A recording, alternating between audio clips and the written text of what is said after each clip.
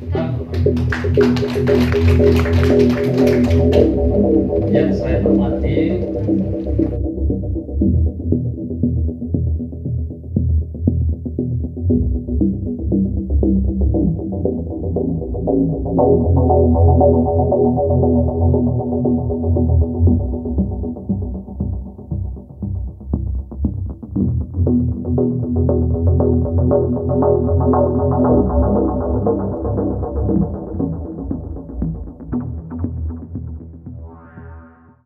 di lapangan dari teman-teman pencaca yang ketika memvalidasi data ke lapangan, memverifikasi, masih banyak ditemukan bahwa masyarakat kita yang tingkat ekonominya sekarang sudah naik dia ke level yang lebih tinggi dari sebelumnya, itu masih juga menginginkan bantuan ini, masih juga tidak ingin dikeluarkan dari data terpadu kesejahteraan sosial, padahal level ekonominya sudah naik. Itulah yang dimaksud dengan mental miskin itu ya. Karena apa?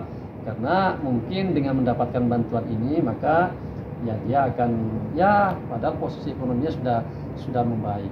Di sisi lain masih banyak masyarakat kita yang tidak mampu, yang harusnya mendapatkan bantuan ini mereka tidak mendapatkan itu. Maka kita tentu berharaplah dan apa namanya sama-sama memberikan kesadaran dan pencerahan agar yang sudah mampu dan tidak masuk dalam kategori untuk mendapat jaring pengaman sosial, ya sudahlah, ya kan?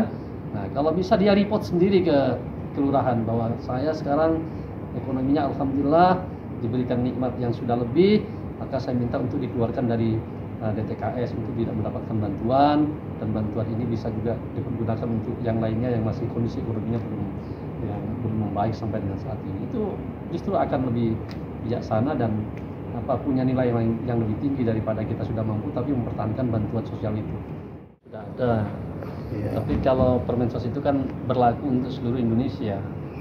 Padahal parameter tingkat kebutuhan hidup di masing-masing daerah itu kan berbeda.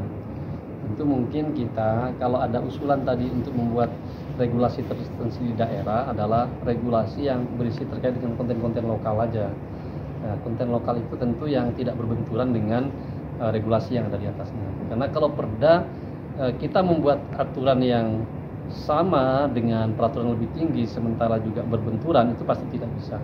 Kita mungkin lebih fokus kepada konten lokalnya saja mungkin agar bisa lebih memetakan sesungguhnya yang kondisi masyarakat yang seperti apa yang harus mendapatkan jaring pengaman sosial dari pemerintah ya, khususnya ketika kita berbicara terkait dengan masyarakat yang ada di Kota Batam ini. Karena mungkin kalau di Jawa misalnya ketika bicara terkait dengan orang mampu, dia ukurannya punya sepeda motor sudah mampu dia. Tapi kalau di Batam belum tentu. Ketika itu dia kerja bisa beli sepeda motor.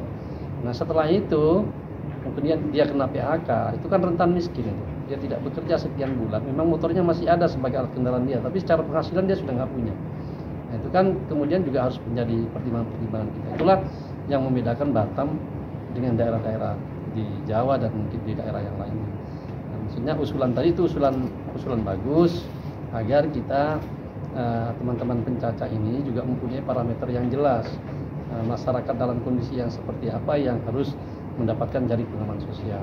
Karena di sisi lain kita juga untuk bisa mengantisipasi agar ada masyarakat kita yang saat ini mungkin punya tingkat ekonomi yang kelas menengah ke atas, levelnya sudah berada di atas prasejahtera, tidak tergolong lagi miskin, tapi punya mental miskin banyak gitu. Artinya tetap mengajukan untuk mendapatkan bantuan sosial dengan mengaku bahwa mereka tidak mampu.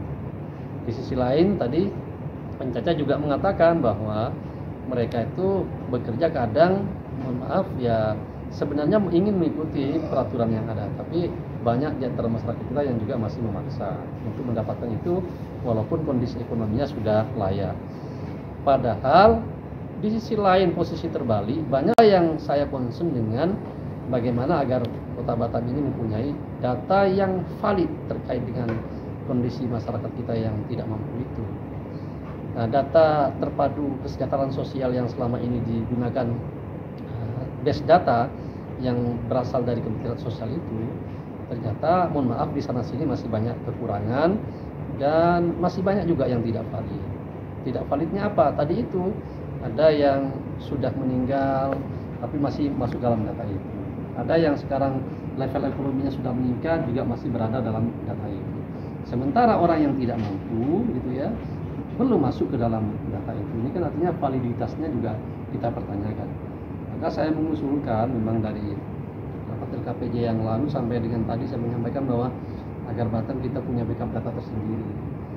Dinas sosial dalam hal ini yang menjadi leading sektor dari terkait dengan data sosial ini, data masyarakat yang tidak mampu ini, kita dorong untuk mempunyai aplikasi tersendiri.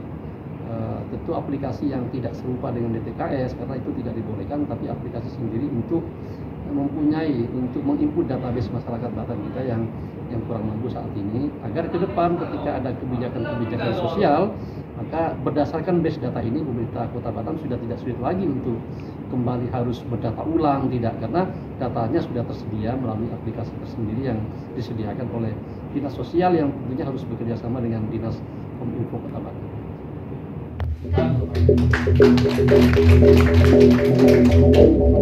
Yang saya hormati